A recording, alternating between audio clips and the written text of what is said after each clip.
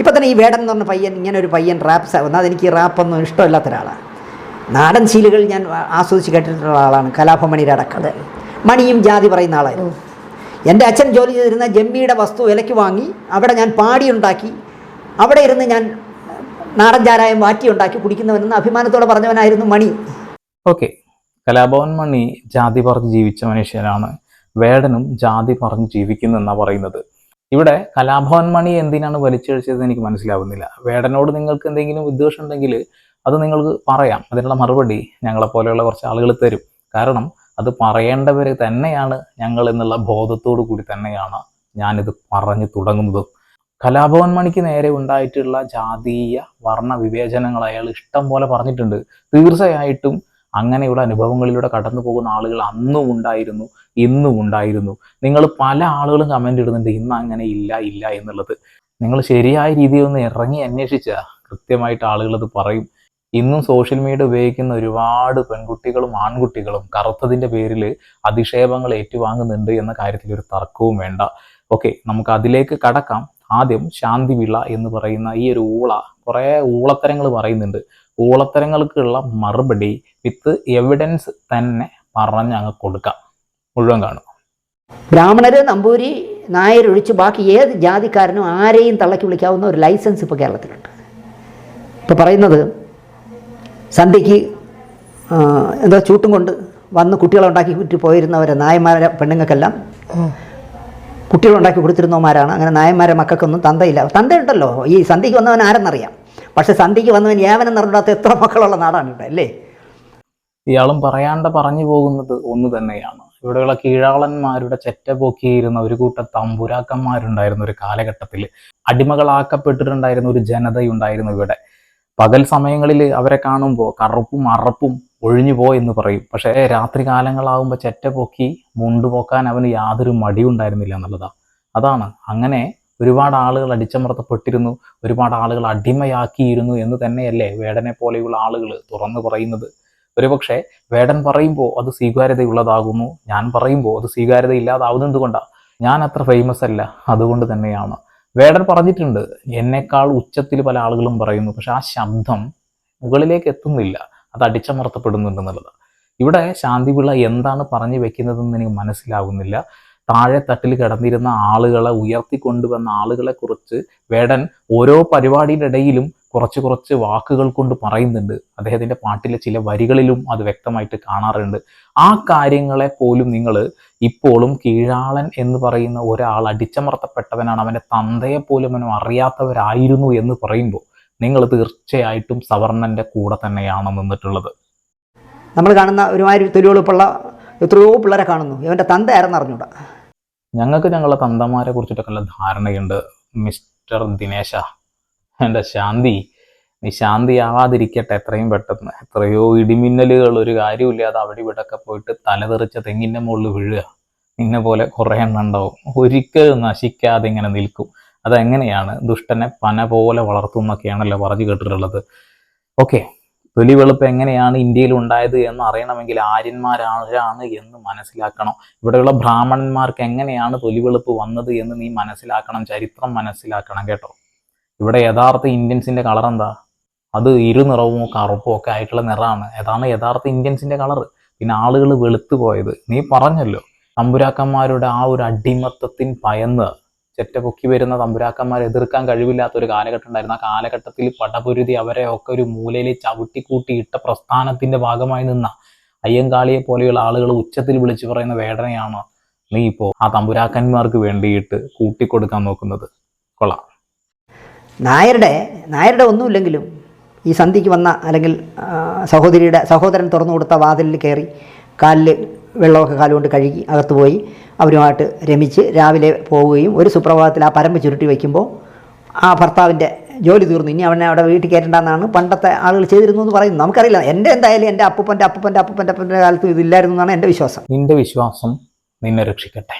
നിൻ്റെ അപ്പൂപ്പൻ്റെ കാലത്തില്ല എന്ന് പറയുന്നത് അതിൻ്റെ ഒരു 3-4 തലമുറയും കൂടി നീ പറയണം. നിന്നെക്കൊണ്ട് ഇത് പറയാൻ കഴിയില്ല.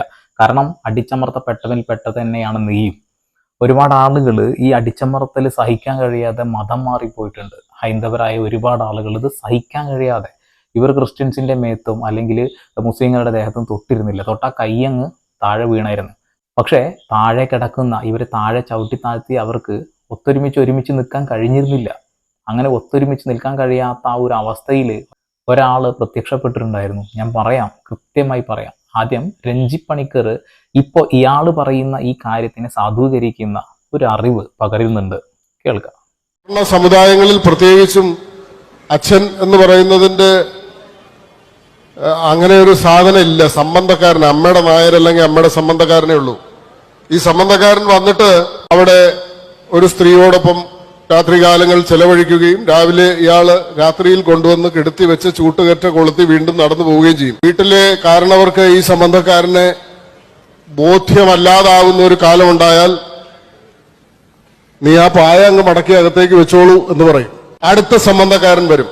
ആദ്യത്തെ കുട്ടിയുടെ അച്ഛനായിരിക്കില്ല രണ്ടാമത്തെ കുട്ടിയുടെ അച്ഛൻ. ഒരു സംബന്ധക്കാരനാവാം, അയാൾ പോയാൽ അടുത്ത സംബന്ധക്കാരനാവാം.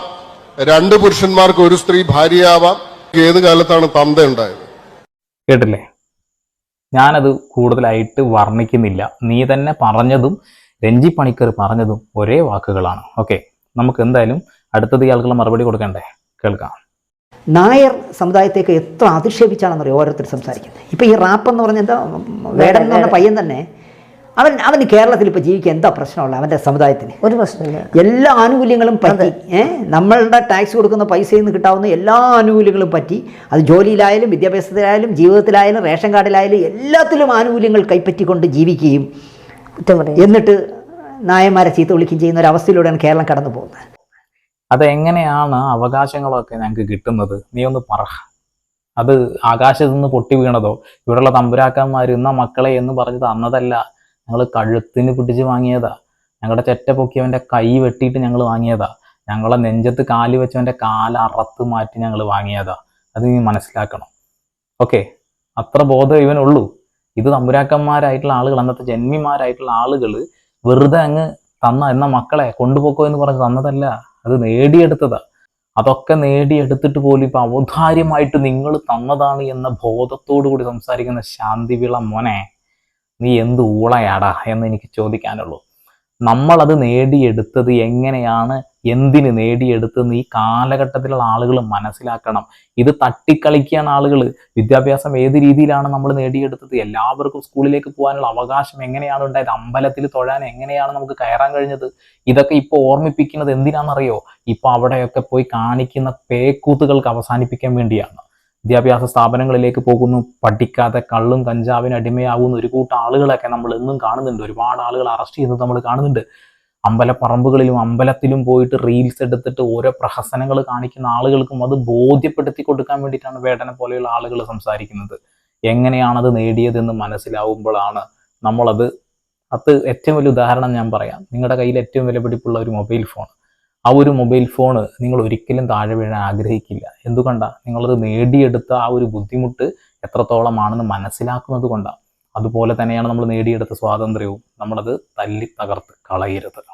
അത്രേ പറയുന്നുള്ളൂ. ഇവനൊന്നും ബോധമില്ല. ചാവാൻ നേരത്തെ ഓരോന്ന് വിളിച്ചു പറയില്ല, ഓരോ പൊട്ടത്തരങ്ങൾ അത് പറഞ്ഞുകൊണ്ടിരിക്കുക. വകതിരിവ് വട്ടപ്പൂജ എന്നൊക്കെ പറയുന്നത് ഇവനെ പോലെയുള്ള ആളുകൾക്ക്. ഈ ജാതി ചിന്തകൾ വിളിച്ചു പറയുന്ന തമ്പ്രാക്കന്മാരെന്നൊക്കെ പറഞ്ഞ് ആക്ഷേപിക്കുന്നവന്മാർ ഒരു കാര്യം മനസ്സിലാക്കേണ്ടത്, യവനൊക്കെ തലയുയർത്തി നടക്കാൻ കഴിയുന്നത് ഒരു നാരായണ ഗുരുസ്വാമിയുടെയോ ഒരു അയ്യങ്കാളിയുടെയോ കഴിവുകൊണ്ടല്ല. അങ്ങനെയാണ് ഞാൻ വിശ്വസിക്കുന്നത്. നാരായണ ഗുരുസ്വാമി ഒരു സമരത്തിനും ഇറങ്ങിയിട്ടില്ല. അയ്യങ്കാളി ചെയ്തതെന്താണെന്ന് വെച്ചാൽ നായർ പ്രഭുക്കന്മാരിടുന്ന വേഷഭൂഷാദികളിട്ട് അവരെ വെല്ലുവിളിച്ച് നടന്നു. ഇതാണ് ഞാൻ പറയുന്നത്. ഇവൻ ഈ വീഡിയോ അറ്റൻഡ് ചെയ്യാൻ പോയ സമയത്ത് ചോറ് കഴിച്ചിട്ടല്ല പോയിട്ടുണ്ടാവുക, വേറെ എന്തെങ്കിലും കഴിച്ചിട്ടുണ്ടാവും എന്നുള്ളതാണ്. അയ്യങ്കാളി ചെയ്ത സമരങ്ങൾ എന്താണെന്ന് നിനക്കറിയോ? എൻ്റെ പൊന്നു മോനെ, കല്ലുമാല സമരം കേട്ടിട്ടുണ്ടോ? വില്ലുവണ്ടി സമരം കേട്ടിട്ടുണ്ടോ? നീയൊക്കെ സ്കൂളിൽ എന്തിൻ്റെ അടിസ്ഥാനത്തിൽ, ഏത് അടിസ്ഥാനത്തിൽ പോയി പഠിച്ചു എന്നാണ് നീ വിശ്വസിക്കുന്നത്? സ്കൂളിൻ്റെ പടി ചവിട്ടാൻ കഴിയാത്ത ഒരു സമയമുണ്ടായിരുന്നു. ആ ഒരു സമയത്ത് പഞ്ചമി എന്ന ഒരു പെൺകുട്ടിക്ക് പള്ളിക്കൂടത്തിൽ പോകണമെന്ന ആഗ്രഹം പറഞ്ഞപ്പോൾ ആ പള്ളിക്കൂടത്തിലേക്ക് കൊണ്ടാക്കിയപ്പോൾ, പള്ളിക്കൂടത്തിൽ നിന്ന് പുറത്താക്കിയപ്പോൾ അയ്യങ്കാളി അന്ന് എടുത്ത ഒരു സമരമുറയുണ്ട്. കുട്ടിയെ സ്കൂളിൽ കയറ്റിയിട്ടില്ല എങ്കിൽ, പള്ളിക്കൂടത്തിൽ കയറ്റിയിട്ടില്ല എങ്കിൽ ഞങ്ങൾ പാടത്തേക്ക് ഇറങ്ങില്ല എന്ന് പറഞ്ഞിട്ട് കർഷകരുടെ, ഈ ഇന്ത്യയിലെ ആദ്യ കർഷക സമരം നടത്തിയത് അയ്യങ്കാളിയാണ്. എനിക്ക് വല്ല ബോധവുമുണ്ടോ? ആ ഒരു സമര വീര്യത്തിന്റെ മുന്നിൽ അന്ന് അടിയറവ് പറഞ്ഞ മാടമ്പിമാരെ കുറിച്ച് നീ കേട്ടിട്ടുണ്ടോ? കേട്ടിട്ടുണ്ടാവില്ല. അങ്ങനെ ഒരു വീരപുരുഷൻ ഉണ്ടായിരുന്നു. അയാളുടെ പേര് അയ്യങ്കാളി എന്നാണ്.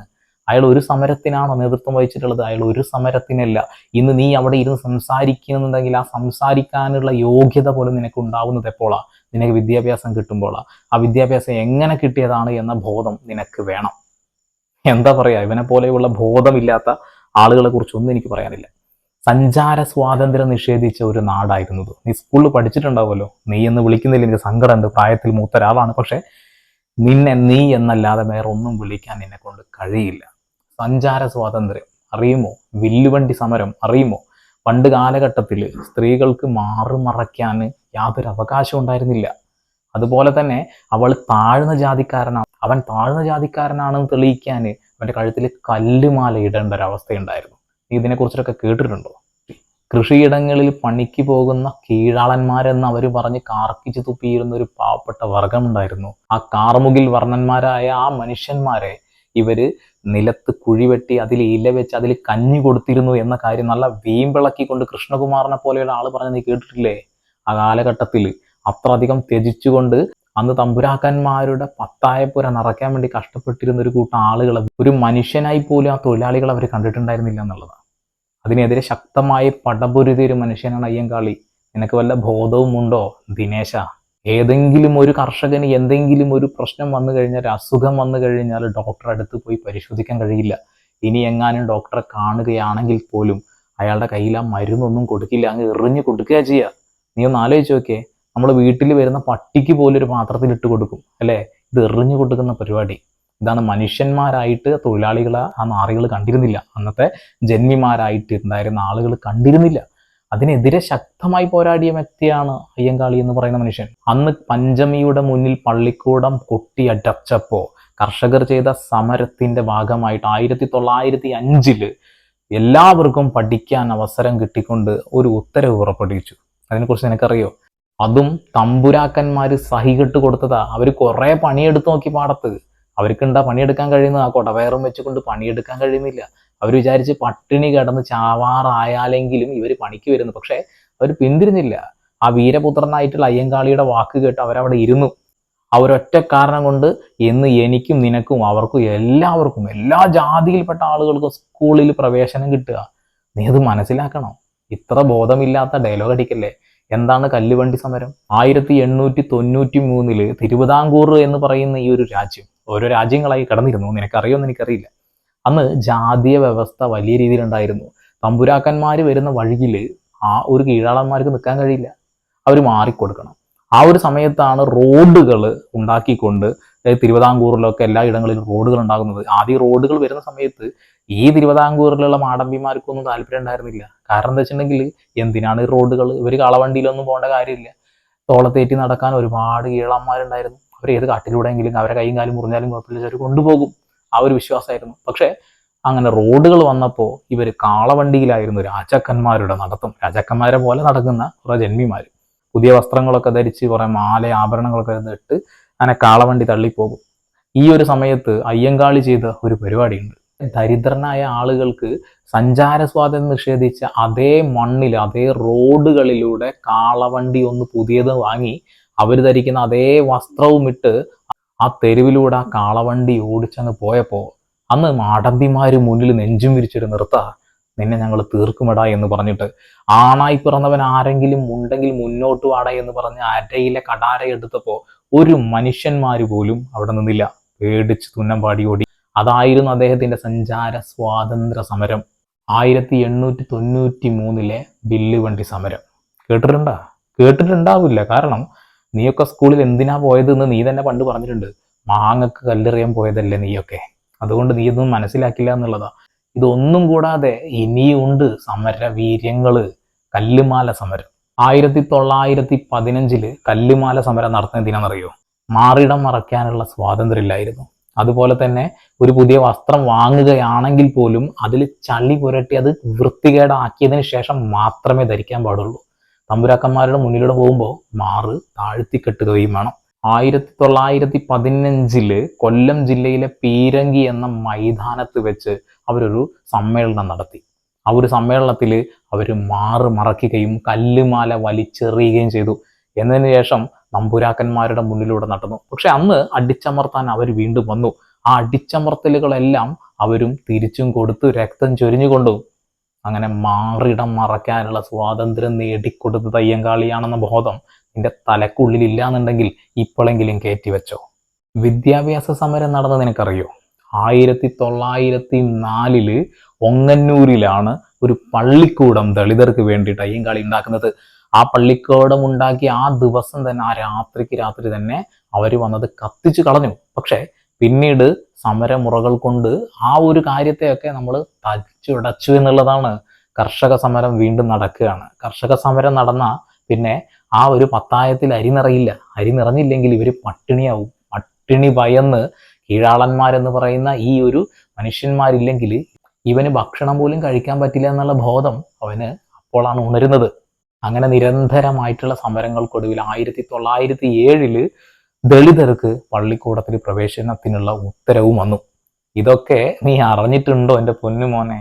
1941 തൻ്റെ 77-ാം വയസ്സിൽ മരിക്കുന്ന സമയത്ത് അദ്ദേഹം നേടിത്തന്ന ഒരുപാട് കാര്യങ്ങളുണ്ടോ. ആ കാര്യങ്ങൾ കൊണ്ടാണ് നീ ഇന്ന് അവിടെ ഇരുന്ന് സംസാരിക്കുന്നത്. ആ ഒരു ബോധം നിനക്കില്ല എങ്കിൽ ചരിത്രം പഠിക്കുക എന്നുള്ളതാണ്. അയ്യങ്കാളി വെൽ ഡ്രസ്സഡ് ആയിട്ട് അങ്ങോട്ടും ഇങ്ങോട്ടും നടന്നതാണ് അവൻ കണ്ടിട്ടുള്ളത്. അത് എങ്ങനെയാണ് കാണുന്നത്? ആരോ വരച്ചു വെച്ച ചിത്രങ്ങൾ കണ്ടുകൊണ്ടാണ് ഈ ഡയലോഗ് അടിക്കുന്നത്. ആരോ പറഞ്ഞു കേട്ട എന്തൊക്കെയോ അറിവിന്റെ പുറത്ത് എല്ലാവരും സംസാരിക്കേണ്ടത്. ഇത്തരം ഇന്റർവ്യൂകളിലേക്ക് പോകുമ്പോഴെങ്കിലും ദയവ് ചെയ്ത് കാര്യങ്ങളുടെ നിജസ്ഥിതി മനസ്സിലാക്കുക. ഓക്കെ, നമുക്ക് തുടർന്ന് കേൾക്കാം. നേരെ മറിച്ച് EMS നമ്പൂതിരിപ്പാട് എന്നുള്ള വാലുള്ള നമ്പൂതിരിപ്പാടും പി കൃഷ്ണപിള്ള എന്നുള്ള പിള്ള സ്ഥാനമുള്ള പി കൃഷ്ണപിള്ളയും അതുപോലെ VT ഭട്ടതിരിപ്പാടിനെ പോലെ നമുക്ക് എണ്ണം പറയാം. AK ഗോപാലൻ നമ്പ്യാരാണ്. AK ഗോപാലനെ പോലെ ഒരുപാട് പേര് സഹന സമരങ്ങൾ നടത്തിയും ഒരുപാട് അടി വാങ്ങിയും നായന്മാർക്കും അല്ലെങ്കിൽ ഭൂപ്രഭുക്കന്മാർക്കും എതിരെ സമരം നടത്തിയുമൊക്കെയാണ് ഇവർക്ക് തലയുർത്തി നടക്കാനുള്ള അവകാശം ഉണ്ടാക്കി കൊടുത്തത്. അതൊക്കെ മറന്നിട്ട് ഞങ്ങളൊരു 1-1.5 ആൾക്കാരാണ്. നമ്മൾ ആന ചെയ്യും പൂന ചെയ്യും. പിന്നെ ഇവർക്ക് എന്തോ ഇപ്പം തീവ്ര ഗ്രൂപ്പൊക്കെ ഉണ്ട്, കറുത്ത ഡ്രസ്സൊക്കെ ഇട്ട് എന്തോ ഗ്രൂപ്പൊക്കെ ഉണ്ട്. പിന്നെ ഉത്സവ പറമ്പുകളിൽ വന്നാൽ മൈക്കിലൂടെ ആരെയും തള്ളക്കി വിളിക്കുന്നത് കേൾക്കുമ്പോൾ കൈയടിക്കാൻ ആളെ കിട്ടും. ഞാനിതിനെയൊക്കെ വാളിപ്പയിലുള്ളതെന്നാണ് പറയാറ്. 1898 കഴക്കൂട്ടത്ത് വെച്ച് ഒരുപാട് ജന്മിമാർ അയ്യങ്കാളി ചവിട്ടിക്കൂട്ടി നിനക്കറിയോ? അതെന്തിനാ ചവിട്ടിക്കൂട്ടി നിനക്ക് അറിയില്ലല്ലോ. അത് ജന്മിമാരുടെ കാടത്തരത്തിന് എതിരെ സംസാരിച്ചതിന് അവർ കടാര ഉയർത്തിയപ്പോൾ അയ്യങ്കാളി നെഞ്ചും വിരിച്ചു നിന്ന് അങ്ങോട്ട് ചവിട്ടിക്കൂട്ടി രക്തപ്പുഴ ഒഴുക്കിയിട്ടുണ്ട്. നിനക്കത് അറിയില്ല. അപ്പോൾ ഈ പറയുന്ന ആളുകളൊന്നും നമ്മൾ താഴ്ത്തി കിട്ടുന്നില്ല. കമ്മ്യൂണിസ്റ്റുകാരാണെങ്കിലും കോൺഗ്രസ്സുകാരാണെന്നുണ്ടെങ്കിലും വേടന്റെ വരികളിലൊന്നും അവരെക്കുറിച്ച് യാതൊരു തരത്തിലുള്ള താഴ്ത്തിക്കെട്ടലുകളും പറഞ്ഞിട്ടില്ല. നിങ്ങൾ പറഞ്ഞ ആളുകളുടെ ജാതി നിങ്ങളെടുത്ത് പറയുന്നുണ്ട് കൂട്ടത്തിൽ, അല്ലേ? ആ ജാതി നോക്കിയിട്ടാണ് അന്ന് കമ്മ്യൂണിസ്റ്റ് മാർക്സിസ്റ്റ് പാർട്ടിയിലേക്ക് അവർ കടന്നു വന്നത് എങ്കിൽ അവർ ഈ പ്രവർത്തനങ്ങളൊന്നും ചെയ്യില്ല.